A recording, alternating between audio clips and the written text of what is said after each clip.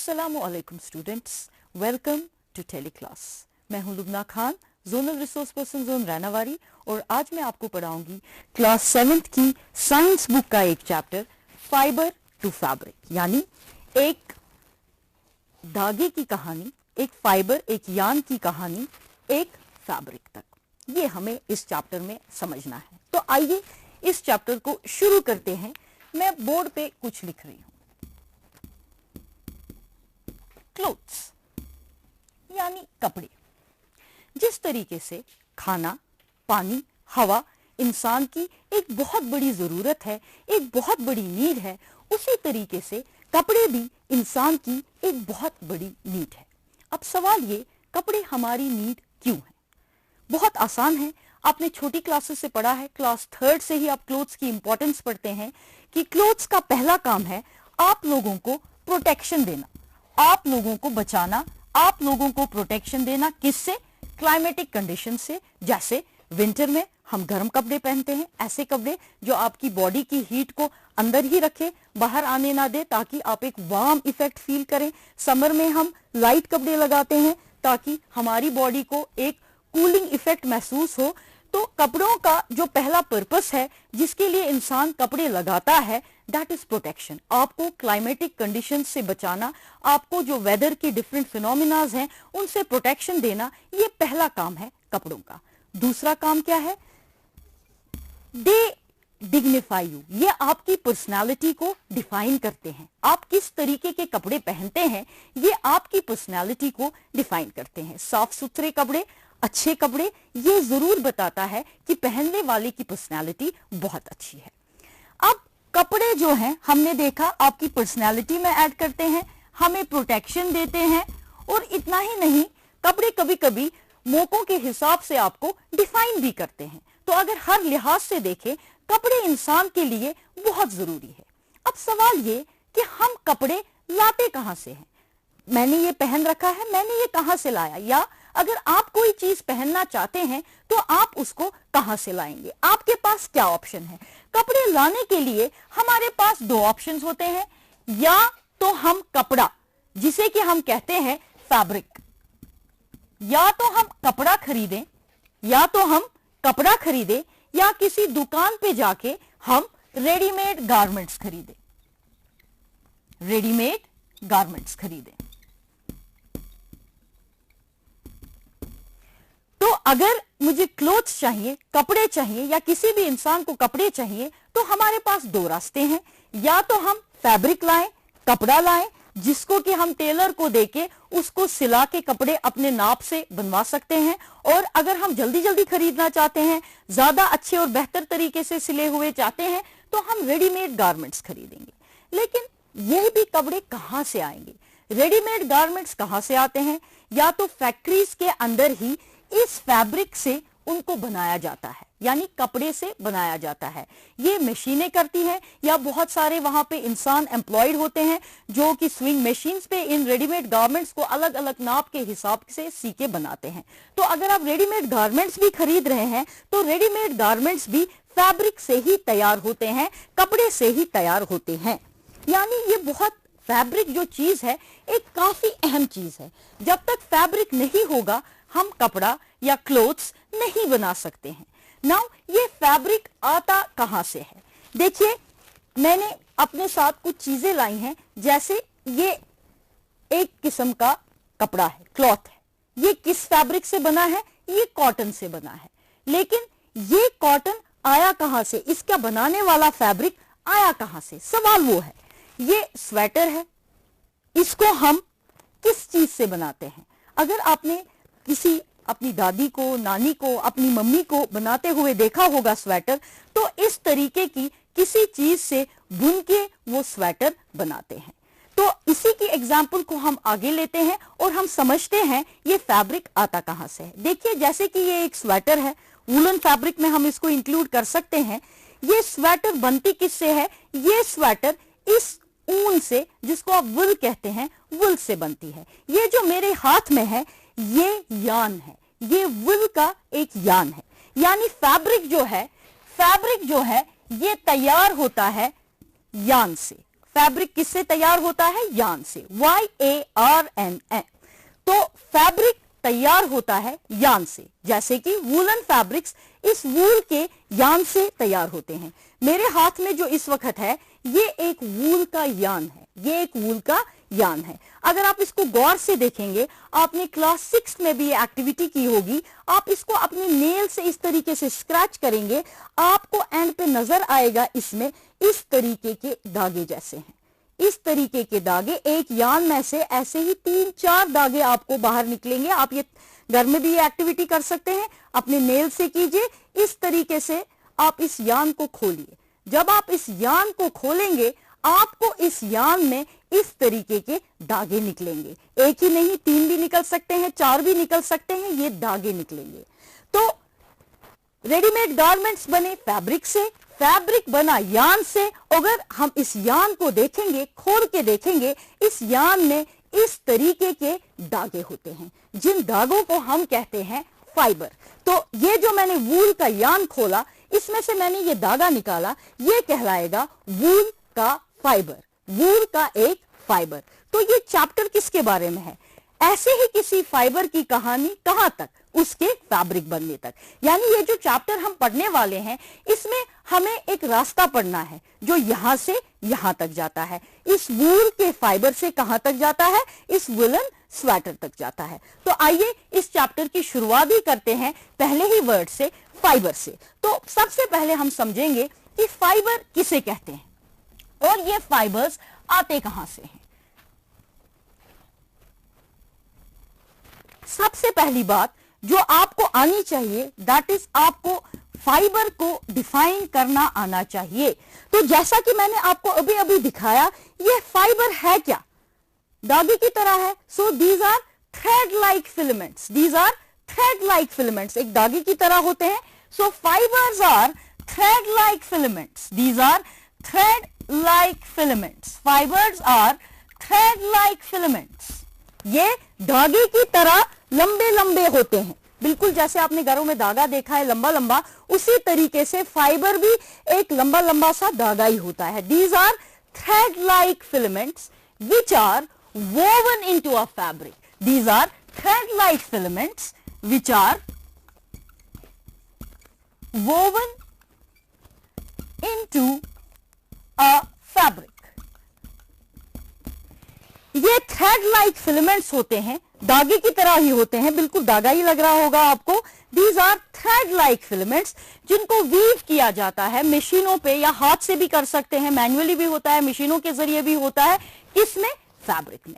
यानी फाइबर ही वो चीज है जिसको अल्टीमेटली किस में चेंज करा जाता है? फैब्रिक में चेंज करा जाता है। अब सवाल ये जो धागे जैसी चीजें हैं या ये जो फाइबर है, ये कहां से आता है? क्या हम इसको देख सकते हैं? देखिए, अगर आप इस शर्ट को देखेंगे, ये एक कॉटन की शर्ट है, इसमें जो फैब्रिक है वो कॉटन का फैब्रिक है। ऐसे आपको कहीं पे नजर नहीं आएगा कि इसमें कहां है ये थ्रेड लाइक फिलामेंट्स, लेकिन आप ये घर में भी कर सकते हैं। आप एक कपड़े का पीस ले लीजिए, आप उसके कॉर्नर्स को ले लीजिए। यहां शर्ट में अगर आपके पास सिली हुई चीजें भी हैं घर में, आप ये देखिए, अंदर से देख लीजिए या कोने ले लीजिए, किसी कटे हुए फैब्रिक के कोने ले लीजिए, किसी स्क्वायर रेक्टेंगुलर पीस के, आपको ऐसे इसमें धागे जैसे नजर आएंगे, आपको इसमें ऐसे धागे जैसे नजर आएंगे। ये धागे अगर आप खींचोगे, ये बाहर निकालोगे, so this is a fibre, this is a fibre. तो हर कोई फैब्रिक, जो फैब्रिक आप देखते हो, हर कोई जो फैब्रिक है आपके पास, वो किसी ना किसी फाइबर से बना हुआ है। आपका जो कॉटन का फैब्रिक है वो कॉटन के फाइबर से बना है, आपके जो वुलन फैब्रिक्स हैं वो वुल से बनते हैं ना। एक कॉमन सा सवाल जो सबके दिमाग में आता है, ये जो फाइबर है ये कहां से आता है? ये जो फाइबर्स हैं ये कहां से आते हैं? ये जो बहुत ही जरूरी फाइबर्स हैं जिनको हम वीव करके फैब्रिक बनाते हैं, जिस फैब्रिक से फिर हम अपने क्लोथ्स को तैयार करते हैं, ये कहां से आते हैं? इनका सोर्स क्या है? आपने इससे पहले क्लास 6 में थोड़ा सा आपको इसके बारे में पता है। जो फाइबर्स हैं वो 2 सोर्सेस से आते हैं। फाइबर्स जो होते हैं 2 टाइप्स के होते हैं। One is natural fibers और दूसरा है आर्टिफिशियल फाइबर्स। आर्टिफिशियल फाइबर्स, तो दो टाइप के फाइबर्स होते हैं, नेचुरल फाइबर्स और आर्टिफिशियल फाइबर्स। जो हमने अभी अभी समझा कि फैब्रिक किसी ना किसी फाइबर से बनता है, तो उसी फाइबर की मैं बात कर रही हूं। ये जो फाइबर जितने भी ह्यूमंस के पास अवेलेबल हैं, ये दो टाइप्स के होते हैं। One is natural fibre and other is artificial fibre. Now natural fibre कौन सा फाइबर होता है? नेचुरल फाइबर वो वाला फाइबर होता है जो अपने आप से नेचर में एग्जिस्ट करता है। It exists naturally. इसको इंसान नहीं बनाता, ये नेचर में अपने आप से एग्जिस्ट करता है। इसको कोई इंडस्ट्री नहीं ऐसे तैयार करती, ये नेचर में अपने आप एग्जिस्ट करता है। ये हमें मिलता कहां से है? ये हमें प्लांट से भी मिलता है, ये हमें एनिमल से भी मिलता है। तो नेचुरल फाइबर्स जो होते हैं, ये नेचर में अपने आप से एग्जिस्ट करते हैं। कहां पे एग्जिस्ट करते हैं? प्लांट्स भी हमें ये देते हैं, एनिमल्स भी हमें ये देते हैं। क्या हम इसकी कोई मिसाल दे पाएंगे? जी हां, हम इसकी मिसाल दे पाएंगे। कॉटन के फाइबर्स, वूल के फाइबर्स, या आपने जूट का नाम सुना होगा, आपने सिल्क का नाम सुना होगा, आपने हेम्प का नाम सुना होगा, आपने क्वायर का नाम सुना होगा, और भी बहुत सारे हैं। ये सारे जो हैं, these are all natural fibres. ये सारे कहलाते हैं नेचुरल फाइबर्स। अब देखिए, मैंने कॉटन की बात की। कॉटन ये वाला होता है, इसके अंदर कॉटन के फाइबर्स हैं। फिर मैंने यहां पे बात की है वुल की। वुल आप समझते हैं, ऐसा वाला फाइबर जो आपको इस स्वेटर के अंदर मिलेगा, दिस इज वुल। मैंने सिल्क की बात की। देखिए, ये सिल्क का फैब्रिक है, इसको बनाने वाला फाइबर जो है सिल्क का फाइबर है, ये सिल्क का फाइबर है। फिर आप देखिए, ये जूट का फाइबर है। तो ये अपने इर्द गिर्द आप देखिए कितनी सारी चीजें हैं जो कि नेचुरल फाइबर्स से बनती हैं। मैंने आपको अभी अभी स्वेटर दिखाई, शर्ट दिखाई, ये बैग मैंने आपको दिखाया, एक सिल्क का मैंने आपको दुपट्टा दिखाया। तो ये सारे किन से बने हैं? नेचुरल फाइबर्स से बने हैं। तो नेचुरल फाइबर्स जो होते हैं, दे एग्जिस्ट नेचुरली। ये नेचर में ही है, ये गॉड की तरफ से गिफ्ट है, ये नेचर की तरफ से आपको गिफ्ट है। अब सोर्स क्या है, कहां से आते हैं? सोर्स दो है, या तो ये एनिमल्स आपको देंगे, या तो ये आपको प्लांट्स देंगे। यानी इंसानों का इसमें कहीं पे भी इंटरवेंशन नहीं है। They exist naturally in the nature. Now artificial fibres, ये कौन से फाइबर्स हैं? ये वो वाले फाइबर्स हैं जो हम अलग अलग केमिकल्स की मदद से इंडस्ट्रीज में बनाते हैं। तो इस चैप्टर में हमें इसके ऊपर कोई बात नहीं करनी, इस चैप्टर में इसकी कोई वजाहत नहीं, लेकिन आपको एक आइडिया होना चाहिए कि फाइबर्स जो हैं सिर्फ नेचुरल फाइबर्स नहीं होते हैं। फाइबर्स जो होते हैं आर्टिफिशियली भी बनते हैं, जिनको हम इंडस्ट्रीज के अंदर मशीनों की मदद से, केमिकल्स की मदद से तैयार करते हैं। और ये इन फाइबर से, नेचुरल फाइबर से अमूमन सस्ते होते हैं, थोड़ा ज्यादा ड्यूरेबल होते हैं, और इनको बनाना शायद हमारे लिए आसान है, बिकॉज जितनी मेहनत यहां के इस फाइबर को फैब्रिक तक ले जाने में लगती है, शायद उतनी मेहनत हमें इन फाइबर्स में नहीं लगती। लेकिन इंसान दोनों का इस्तेमाल करते हैं, नेचुरल फाइबर्स का इस्तेमाल भी करते हैं और आर्टिफिशियल फाइबर्स का भी इस्तेमाल करते हैं। अब आगे चलते हैं फाइबर की ओर। तो नेचुरल फाइबर्स अब हम पढ़ेंगे, सोर्सेज ऑफ नेचुरल फाइबर्स या टाइप्स ऑफ नेचुरल फाइबर्स। कितने नेचुरल फाइबर्स हैं? तो फाइबर्स हमने समझे दो टाइप्स के हैं, नेचुरल एंड आर्टिफिशियल। अब बात करेंगे जो नेचुरल फाइबर्स हैं, जो नेचुरल फाइबर्स हैं वो कितने टाइप्स के हैं? जो आपके नेचुरल फाइबर्स हैं वो कितने टाइप्स के हैं? Natural fibres are of two types, plant fibres and animal fibres.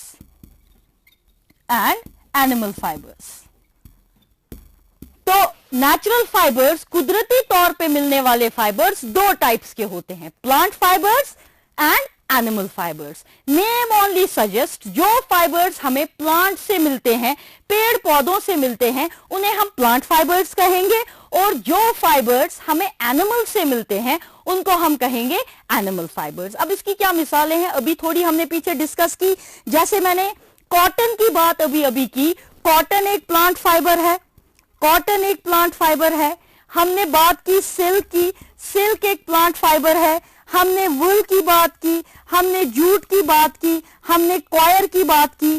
Coir जो है कोकोनट होता है, उसके ऊपर के जो वो बाल हैं, that is what is coir. उसी से ये वाला जो कॉयर मिलता है हमें, और इससे भी हम अलग अलग चीजें बनाते हैं, और भी बहुत सारे हैं। तो ये कुछ मिसालें हैं जो हम अपने रोजमर्रा की जिंदगी में इससे बनी हुई चीजों का इस्तेमाल भी करते हैं। तो प्लांट से भी हमें बहुत किस्म के फाइबर्स मिलते हैं जिससे हम फैब्रिक बनाते हैं, और उस फैब्रिक से हम फिर बहुत सारी चीजें, क्लोथ्स भी बना सकते हैं, रक्स भी बना सकते हैं। तो कुछ प्लांट फाइबर्स की अगर आपको मिसाल पूछी जाए तो ये है, cotton is a plant fiber, silk is a plant fiber, wool is a plant fiber, jute is a plant fiber, coir is a plant fiber, flax एक plant fiber होता है, hemp एक plant fiber होता है। और हर किसी fibre की अपनी अपनी प्रॉपर्टी है, अपने अपने कैरेक्टरिस्टिक्स है, जिसके बेस पे हम इसको डिफरेंशिएट कर सकते हैं। आप इसको विजुअली भी देख सकते हैं। देखिए मेरे हाथ में वुल है और मेरे हाथ में सिल्क है। आप देखिए ये एंटायरली डिफरेंट है। इनकी अपीयरेंस में, इनके सरफेस में, इनके फिनिश में आपको बहुत फर्क नजर आएगा। तो ये दोनों के दोनों क्या हैं? ये दोनों के दोनों फाइबर्स ही हैं, नेचुरल फाइबर्स हैं। लेकिन जो ये दो मेरे हाथ में हैं ये प्लांट फाइबर्स नहीं है, ये हमें प्लांट से नहीं मिलते हैं, मगर दोनों हैं नेचुरल फाइबर्स। अब देखिए मेरे पास यहाँ पे इस वक्त जूट का बैग है, ये एक प्लांट फाइबर से बना हुआ है। देन मेरे पास ये कॉटन का कपड़ा है, ये प्लांट के फाइबर से बना हुआ है। तो प्लांट फाइबर्स जो होते हैं अलग अलग टाइप्स के होते हैं, और हर किसी फाइबर की एक अलग अलग प्रॉपर्टी होती है, जिसकी वजह से हम इसका इस्तेमाल अलग अलग जगहों पे करते हैं। नाउ दूसरे टाइप का जो फाइबर हमने बात की नेचुरल फाइबर्स की, that is animal fibre.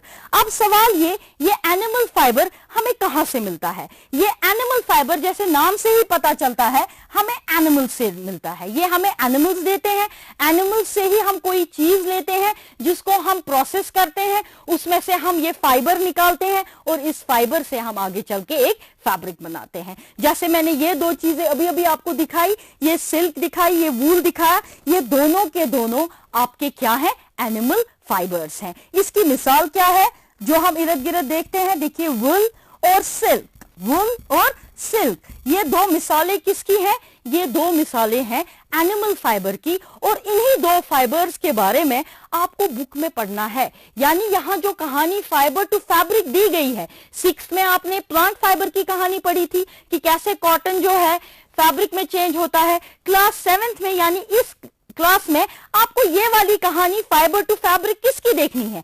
Animal fibre की देखनी है।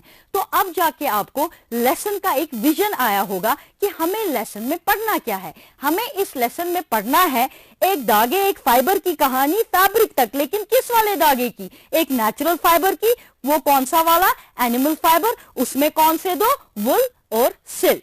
यानी इस चैप्टर में हम यही देखेंगे कैसे एक वुल का फाइबर चेंज होता है वुलन क्लॉथ में या किसी वुलन स्वेटर में, और कैसे एक सिल्क का धागा चेंज होता है बड़ी ही खूबसूरत सिल्क के दुपट्टे में या सिल्क की साड़ी में। तो यही हमें इस चैप्टर में पढ़ना है।